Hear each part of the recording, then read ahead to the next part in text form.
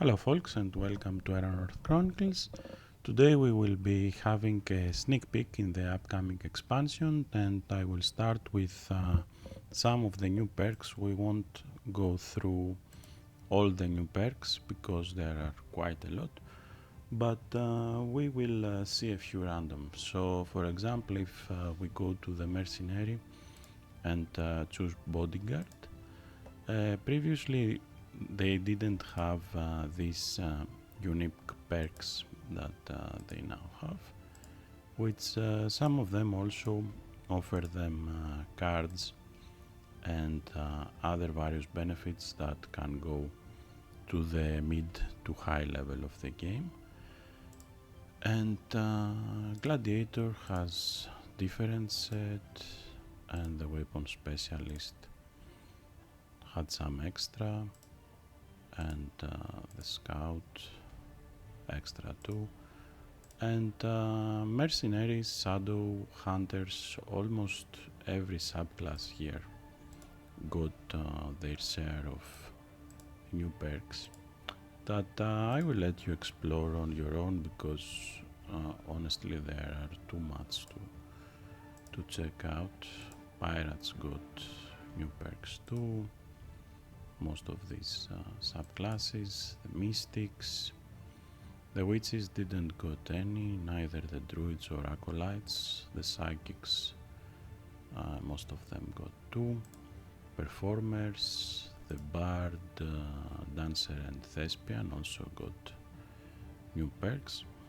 And these are most the classes that needed some extra attention. The newer one were more complete as subclasses. But they might get some extra treatment in the future. So overall there are over 250 perks to give you various different options, and many of them also have access to different cards unique to that perk. So let's move on to the enemies and see what we have here. Typing Exalted Heroes will show us the 100 new enemies that range for undead. You will see a lot of new rat folks and various human enemies, and most of them, if they are bosses, at least the bosses, have some new or returning tactics that they can use. Okay, so let's move a bit down to see some more of the higher end bosses. And these enemies are suitable for mid to high level campaigns. They will add some extra level of challenging. There are also 30 new NPC-driven events of various sizes. I won't spoil them either. So let's go and do the reveal of the card set. And if we are passing through a card that might need some extra explanation on what it does, we will be talking about it. Okay, so you will notice first that there are some cards that are getting bonus effects if you are in a particular weather condition. These cards were designed to be good on their own, and even better if you are in favorable conditions. Okay, so we have some enemy tactics up here, some both old that need to be added for backward compatibility. If you don't have, for example, Seiken from a previous expansion, you get Seiken in this expansion because it's needed. There are like less than 10 cards that are repeated from the previous expansion, so the total count is about 500, more than 500 new cards in the game. There are several new allies, about 120, which they will give you new options in tribal style decks. For example, there are some new spiders to play with, new Uzis, rat folks, afflicted allies, plants, demons, fiends, all sorts of new creatures to add to your decks. And let's see, now for example, this one, if you are on calm waters, then it draws an extra card. If you are not, you don't, you are not losing something, you are gaining something if you are in favorable conditions.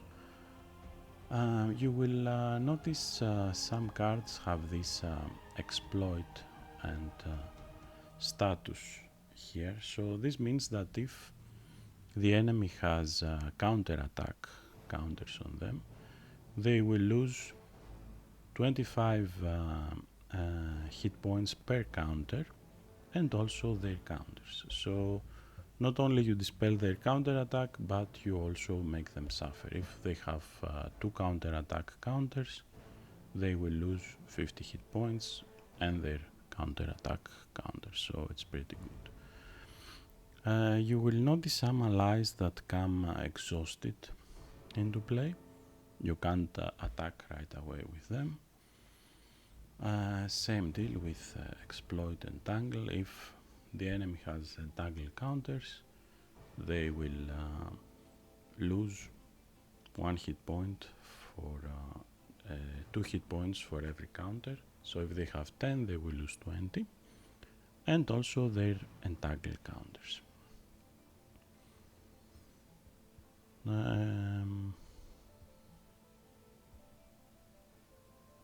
Exploit bleed.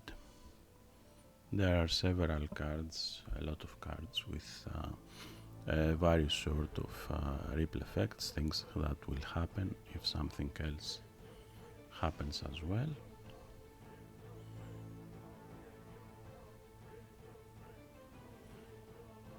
Some cards won't go to your discard pile, so they can be recalled.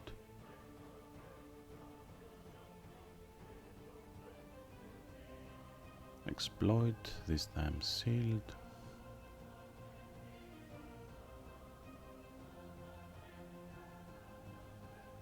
Exploit can also add new status effects if it triggers. For example, the Kroknir Scavenger here says exploit vulnerable 1, so the enemy will lose 1 hit point for every vulnerable counter they have, and also their vulnerable counters. But if this effect harms an enemy, then we will apply 5 bleed counters without checking for a resistance or something like that.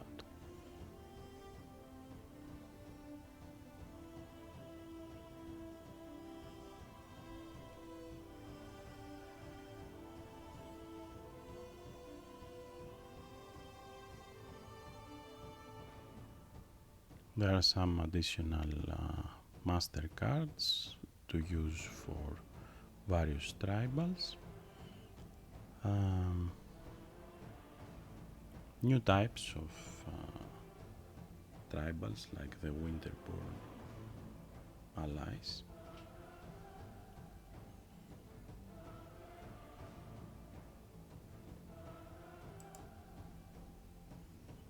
Targeted mentor. This trophy taxidermist card allows you to control an enemy and basically turn them into taxidermy work or specimen or something like this.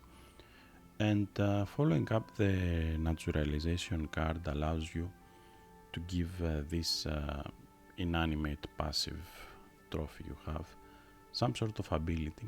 So your next mentor card can only target this specimen. and not anything else. You will also notice that this card doesn't require a particular expertise, but merely willpower. So you need to have willpower of 13 to use this naturalization card after the trophy, Taxidermist.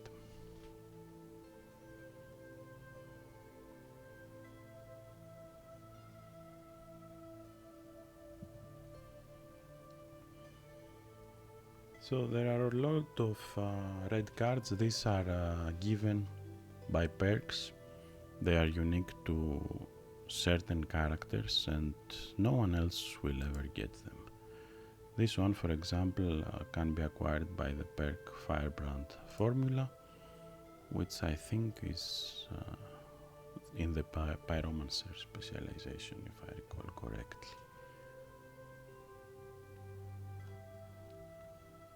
Red cards are also cards that belong to the various allies. For example, the Vigilant Pounce is the ability for this Ratfolk we see up on top, and it requires for you to have Resilience 10 to be able to use his ability. There are also cards that require you to unsummon a particular type of ally. So this card here, in order to succeed, you must unsummon a cloak back in play. Then you get defend and also craft a cloak back, which you can then play again, basically.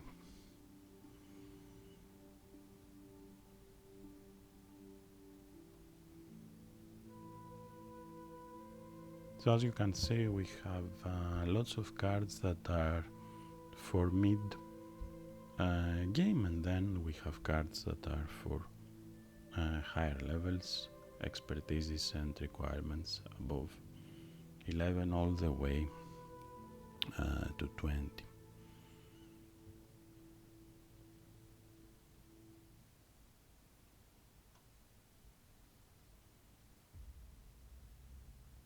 Several types of damaging effects that when they harm an enemy you also apply various status effects.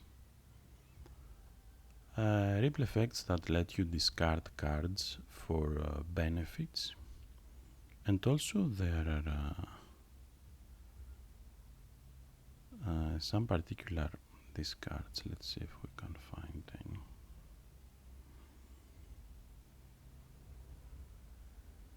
That in order to work you need to discard, for example, a dark card or a blasonic card and so on. This one is for recall. For example, whenever you recall from your discard pile a dark card, you also restore 3 action points. So when you recall, you basically take the 2 first cards from your discard pile and bring them to your hand. And if any of these are dark, then this effect here will trigger. If both are dark, then the effect will trigger twice or as many times you recalled card.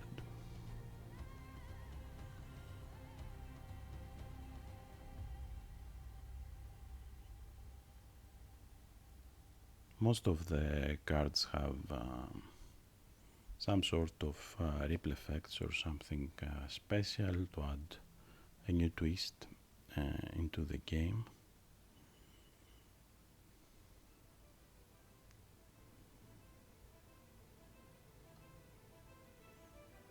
And that is more particularly true when we reach to the equipment part. And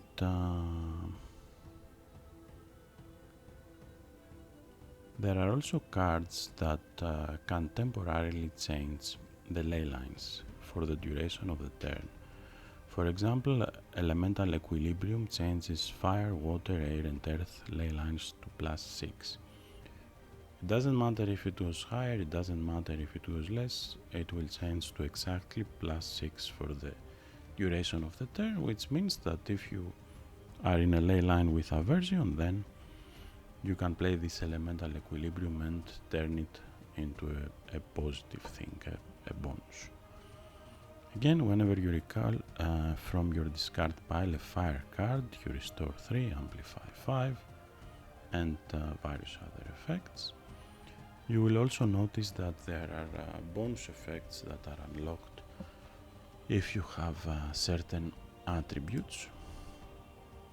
For instance, if you have Intellect 18, your next action gets plus 5 XP. It's this bonus effect right here.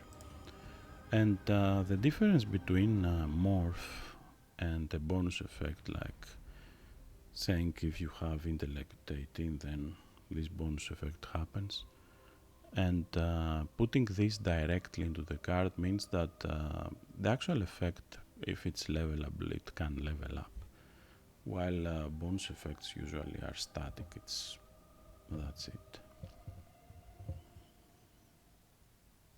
There are some ripple effects when the befriend actions fail, when allies of certain type deals damage or you play them. There are also ripple effects that are more complex. For instance, if a goblin ally leaves play, you deal chaotic damage, and if this chaotic damage harms the enemy, then you also apply vulnerable. This card requires you to unsummon a goblin, so it will trigger the first time you unsummon the goblin, but then you can unsummon goblins on your own by targeting them to the discard pile and have this effect trigger again and again. So plenty of cards. There are also unique allies.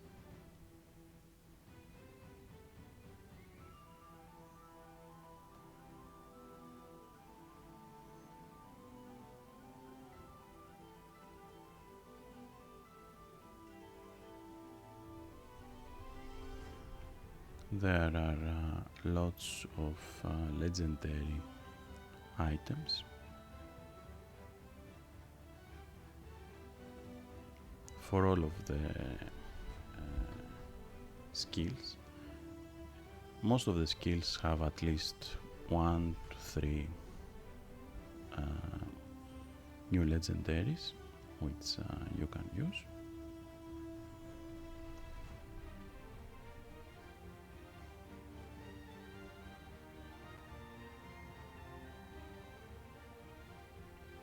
And as you can see, this is a pretty large expansion. This is a very large card set, one of the largest that I've done so far, and there is a bit of everything here that you will find uses to enrich your tactics.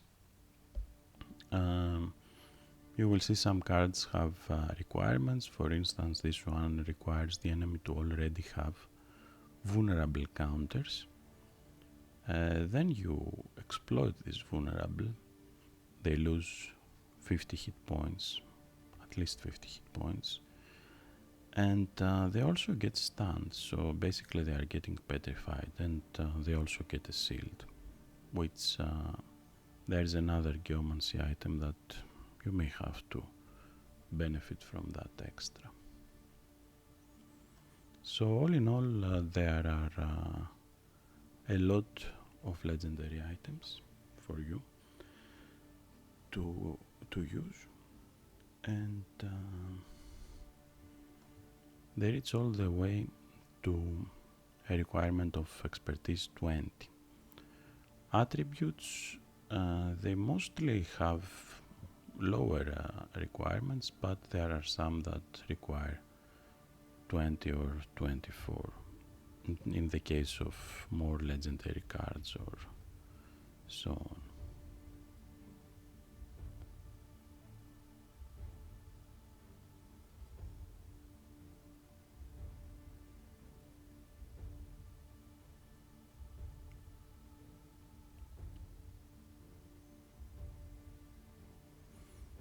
Now, whenever you choose to discard a piercing card this turn, synergy double critical and amplify piercing.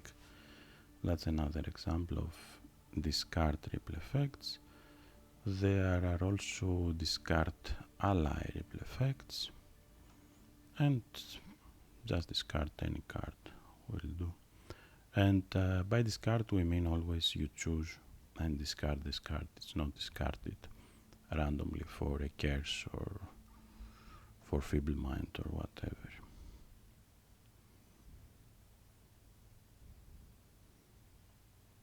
Whenever you choose to discard a dark card this turn, you gain concealment. You can use it defensively or you can use it to trigger sneak attacks.